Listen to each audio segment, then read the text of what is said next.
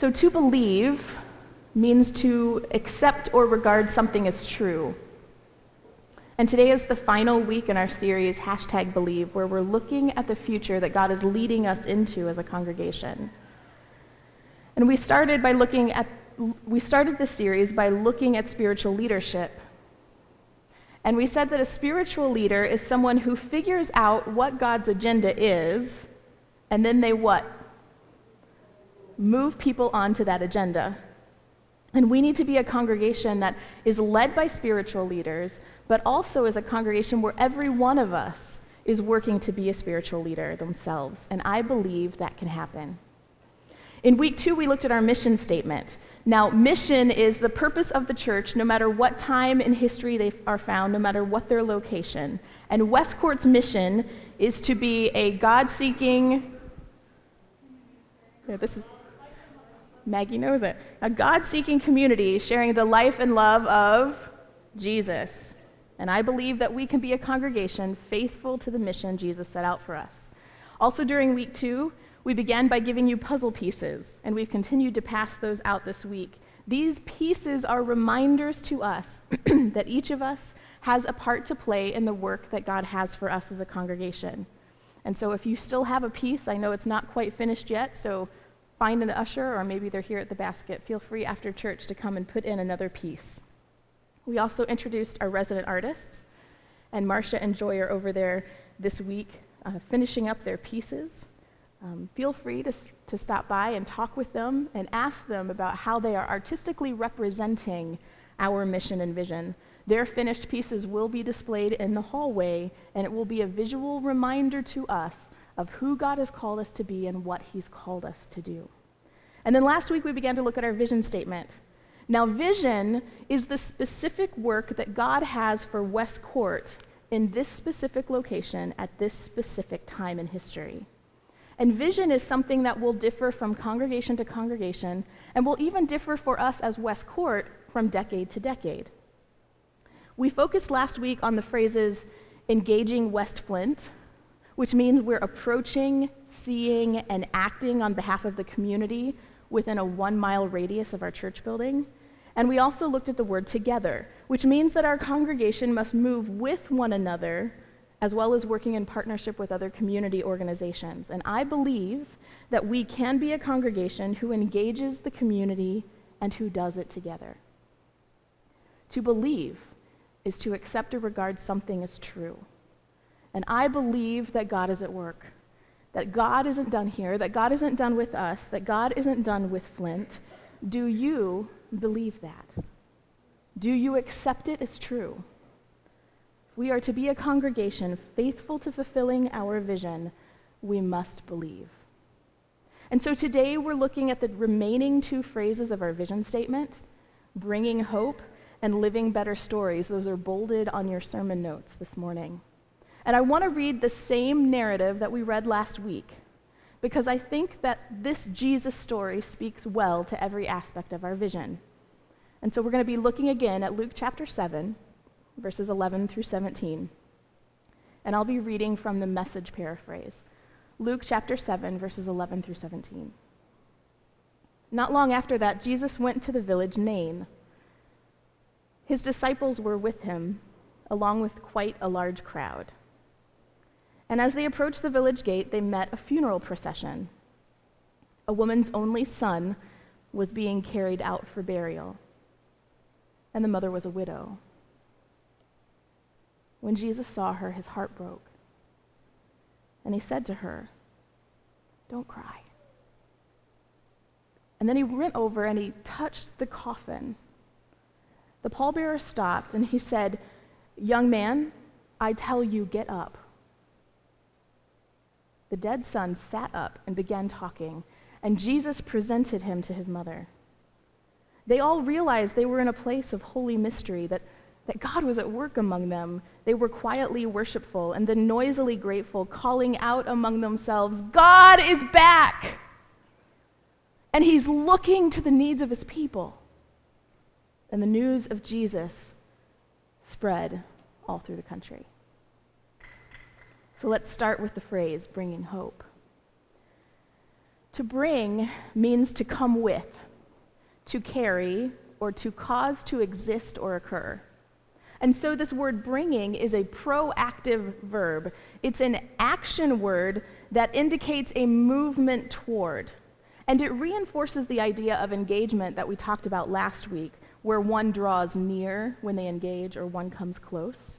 But with the word bring, there's an added layer that someone is simultaneously moving toward while carrying, holding, or causing something to come into being. So to bring means we aren't coming empty-handed. To bring means we are full-handed, fully stocked, movement towards something or someone. But what is it that we bring? Well, our vision statement tells us that we are to bring hope. And hope is defined as a confident expectation, a trust or anticipation for the future. So for us, the people of West Court, our vision is that we are moving toward each other and toward our community with hope. We are to be bearing with confident expectation. We are to be carrying a trust or anticipation for the future to those who are hurting and in need. We are to be bringing hope.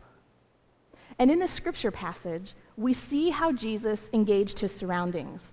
He approached the city. He really saw the widow, and he was moved to action. But it was his actions that led to the bringing of hope. You see, hope began to bloom the moment that Jesus chose to speak to the grieving mother. And this burgeoning hope doesn't come cheap. Jesus upsets an important social mores when he directly addresses this woman. A woman, someone in Jesus' day that was seen as inferior, a second-class citizen beneath him. In my mind, I see Jesus standing at the side of the road, watching the grief pouring out in this moment. The Bible tells us his heart broke. And I can see him begin to move toward the coffin, but on his way, he pauses in front of this mother, and I imagine his tender eyes that whisper the words, "Don't cry." Now, those words of Jesus could be seen as an insensitive platitude in the face of death. I mean, who tells a woman who's just lost her only son not to cry? But this is Jesus, the fully present, knows your heart, moves in gracious compassion Jesus. And these words, "Don't cry," aren't so much an insensitive command as they are a foretelling of what is to come. You see, Jesus knew that this woman's tears were about to be dried. He knew he was bringing hope. It's just that nobody else knew it yet. Nobody else understood it yet. And so I imagine Jesus pausing in front of this woman, speaking the "don't cry" words of confident expectation, and then he completes his path to the coffin. And then we're told he reaches out and he touches the moving casket. And this is no small matter, because death and all things related to death were considered unclean for the Jews in the time of Jesus. Those who handled the deceased had to go through specific and thorough ceremonial purification. But Jesus, he realizes that getting messy, that doing the dirty work, as some might perceive it to be, is necessary if life will be different.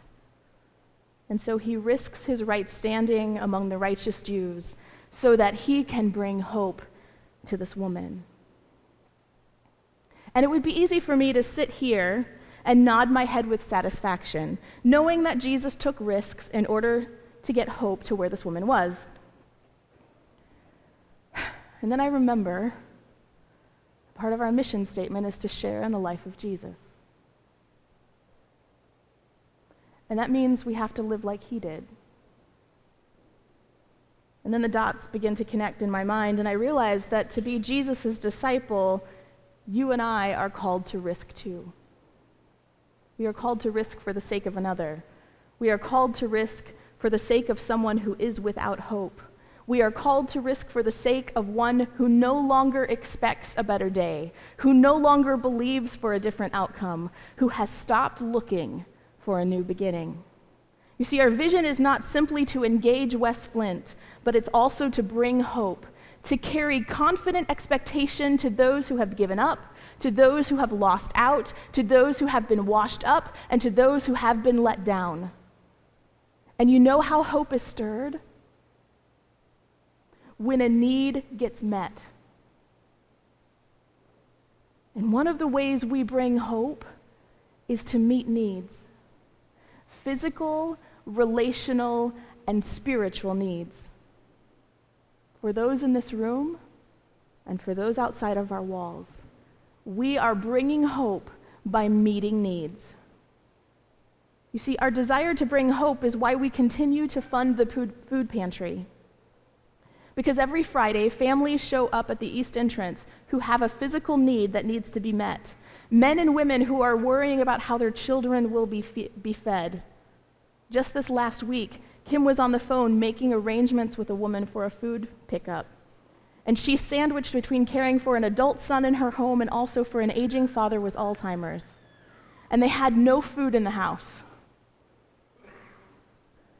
And when she talked with Kim on the phone and she realized that Kim was doing everything she could to make sure she could get here on Friday and get her food, this woman broke down in tears. It's bringing hope. Her need was being met. Our desire to bring hope is why we've been praying about starting an adult Bible basics class on Fridays.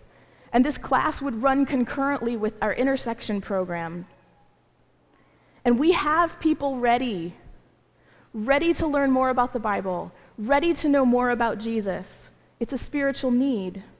And up until this past week, we had only been waiting on leadership. We didn't know who that person was who was going to step in and be able to lead and facilitate this discussion. People who want to know about the Jesus of the Bible. And it's with excitement that I share with you that starting in November, Melissa Gallagher will become the new director of our intersection program, while Gail Bigler responds to a call to facilitate the Bible study for the adults. It's bringing hope. Our desire to bring hope is why we're dreaming of Friday nights when we can feed children, youth, and adults after intersection in our Bible basics class. Because we found that food speaks to everybody, right? Last week I told you, give me coffee and I'll tell you something about me. Don't bring me coffee, bring me a Diet Coke. I misspoke last week. Put a Diet Coke in my hand and then I'll talk to you. I'll probably just give the coffee to somebody else. Food speaks. And to be able to offer a meal to those in our community and for those who are here serving, it's a physical and an emotional need being met. It's bringing hope. But there are multiple challenges to fulfilling this aspect of our vision to bring hope. And one of those challenges is the aversion to taking risk. And hope could not have been brought to this widow of Nain if Jesus hadn't taken a risk. And hope can't be brought to the people of West Flint if West Court isn't willing to take a risk.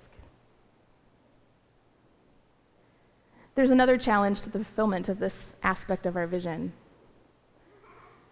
In recent conversations, the leadership team has come to the realization that to be people who bring hope, we have to be people of hope first. So let me ask you, do you carry confident expectation about the future? The future of your life, the future of this city, the future of this congregation? Have you seen the power of God at work in the past that inspires you to anticipate and trust Him for the future? And if our answer to those questions is no, then we aren't yet people of hope.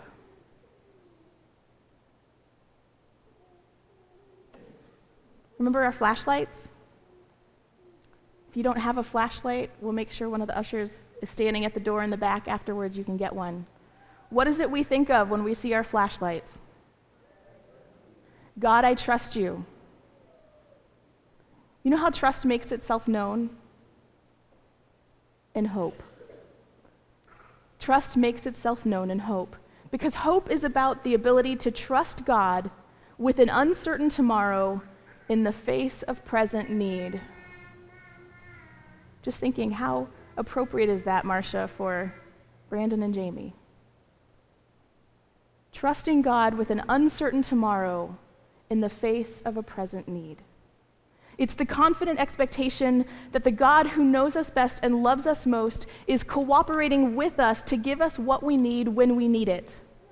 And the people in our community, within these walls and without, they desperately need to know that there is a God who cares, that there is a God who can relieve the strain and alleviate the burden and share the load. And hope is birthed when need is met. And God does that through us, the church. We are the hands and the feet of Jesus. You see, in the first century, Jesus brought hope to this widow. And in 2015, West Court must bring hope to the people of West Flint. We cannot walk into the future that God has for us without being faithful to bring hope. Do you believe West Court can risk carrying confident expectation to our neighbors? Do you believe that we can be a people bringing hope? The other phrase of our vision I want us to consider this morning is living better stories.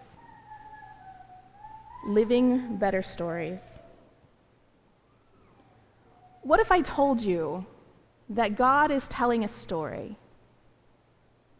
And that story is one of redemption and rescue. And what if I told you that from the beginning of time, every detail of this world, in every nook and cranny, is a place where God can potentially reveal more of his redemption story to us? And now what if I told you that you have a story too? It's a story that can connect to the very heart of God's. What if I told you that your life and how you live it is crafting a narrative that can join with God to tell this tale of rescue? What if I told you your story matters? What if I told you that it's important, that what you do with your life really does count? And what if I said we all can live a better story? Better means higher quality, more effective, improved. You see, every living person is an unfolding story, and Jesus understood that truth. When he came into the town of Nain, he engaged his surroundings. He took a risk. He carried hope to a widow. He touched a coffin and raised a dead man to life. He was changing a story. He was changing the story of a woman, of a son. He was changing the story of his followers and of an entire town. Jesus approached a dead man, dead, lifeless, no breath. That's a story that seems very obviously over, does it not? But Jesus, he's in the resurrection business. He's in the business of finding life where death reigned. He's the God who's telling a redemption story of hope, rescue, and new life. And you better believe that the moment Jesus ordered that boy to get up, a better story was beginning to be told. A son's death was reversed. A mother's grief was eradicated. A village's faith was born. Better stories began to be written that day because Jesus was on the scene. And then in what I think is one of the most beautiful phrases of Scripture, in verse 15, the NIV translation says it this way: Jesus has raised the Son. The Son begins to talk, and it says this: Jesus gave him back to his mother. And I don't really know why it gets me, but every time I read that, Jesus gave him back to his mother. It's like this breathtaking image of the seemingly impossible reconciliation. It's a reunion that no one saw coming. It wasn't probable, and yet here it is. Because Jesus is on the scene. Mother and son are together again. And what a better story they'd be living now. An unexpected interruption in the grieving led to resurrection, and this mother and son found themselves connected to the most important, all-encompassing story of redemption. See, ultimately, living a better story is about when our life connects more deeply to the redemptive story that God is telling. We live better stories when we experience resurrection moments in the midst of our living, because resurrection is redemption's work, and redemption's work connects us to God. Yeah, but dead people don't come back to life today. How can there be resurrection for us? Resurrection happens when a runaway comes home, when justice prevails, when prejudice is overcome. New life emerges when generosity triumphs selfishness, when an addict admits their problem. New life happens when someone forgives, or when a spouse chooses to remain faithful, when a father nurtures his children. We live better stories when compassion conquers convenience, and when we set healthy boundaries, and when we break the cycle of violence or poverty, when we help a family save their home, when we put food in the bellies of hungry children, when we hold the hand of someone who is hurting. All of those are resurrection moments. You see, a better story is about learning about the God who made you to be someone. He has plans and purposes for you. Resurrection happens when we become more comfortable in our own skin, and we know that our worth is not dependent upon our performance. Better stories are lived when we're secure in Jesus' love. In better stories, people are trading their shame for forgiveness, their jealousy for contentment, their lies for the truth. Living a better story connects us more deeply to the redemptive story of God. And our goal is you and I and the people of West Flint living lives that are different, changed, better, improved. Why? Because they've connected with Jesus and with Jesus' people. And I can't help but think about Randy Russell. We know his story, or at least some of us do, and it's an inspiration for us. 18 months ago, Randy was without a home. He was without a job. There was estrangement in his relationship with his daughters. And now he's earning a living. He has his own apartment. He's in the process of restoring relationship with his girls. And he's found a place among us as part of the family. Usually, he's standing right up here on the platform playing guitar. Randy's living a better story. Redemption is doing its work in him, and he's new, and he's different, and he's changed. Our desire to live better stories is what motivates us to plan the upcoming outreach training entitled Sharing Jesus. For 4 weeks, from 9:30 to 10:30, beginning October the 25th, all of us are invited to come, and we're going to learn ways to engage those around us and to share Jesus through relationship and conversation. And that's important because we want to help people live better stories. And in order to do that, we have to help people connect with the redemptive story of God. That's what that training will help us to do.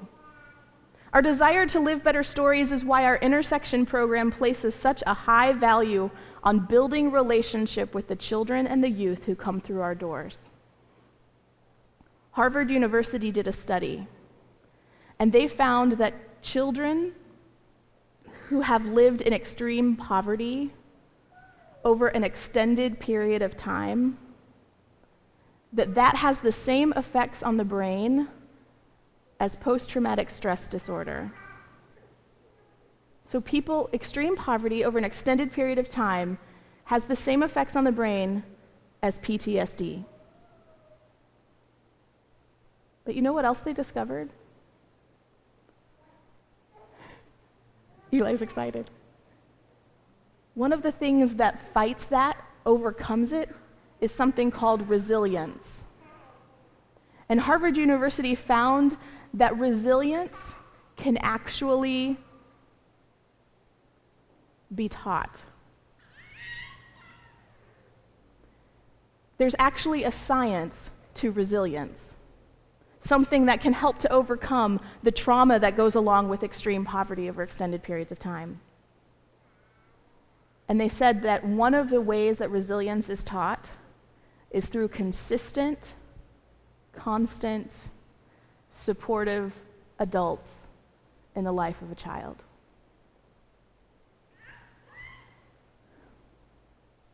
What that tells me is this, that while it's not a quick fix, we can actually help change the story of children that we care for through our ministries. It is a literal resurrection work that we do every Friday when we love on and care for these children who walk through our doors. It's bringing life where despair has been. Resilience as resurrection moments. And by the way, I learned that information from Becky Poe, and she has had years of experience with the state of Michigan in foster care. And if you found that information interesting, she's actually going to be sharing during one of the weeks of the Sharing Jesus training, and she's going to be giving us more information like that will help us. You see, we're called to help people live better stories. We're called to help them connect with the story of redemption that God is telling, to help them experience resurrection moments in their life. Do you believe that the people of West Court can live better stories and help others live better stories too?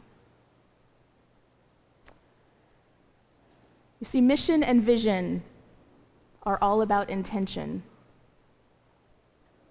A couple of weeks ago, I showed you the sign that's up here. And it says, live your life on purpose and with intention.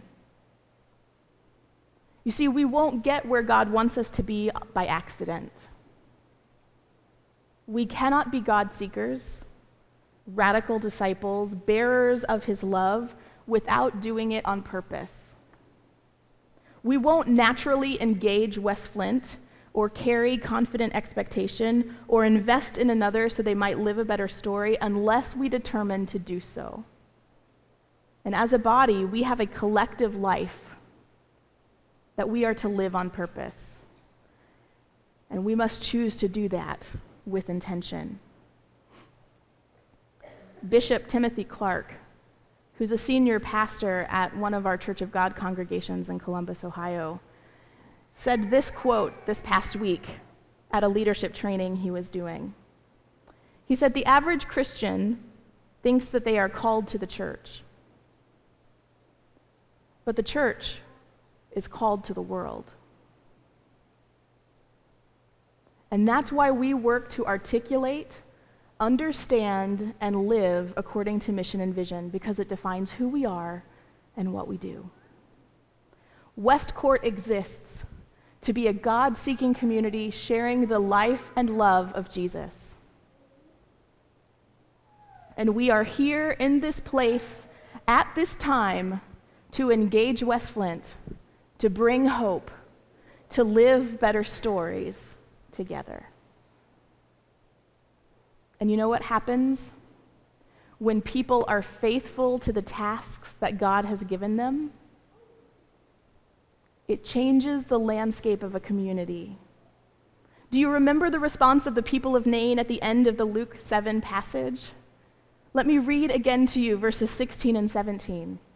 Remember, Jesus has just performed a miracle, a story. Lots of stories have just been changed. And here's what happens.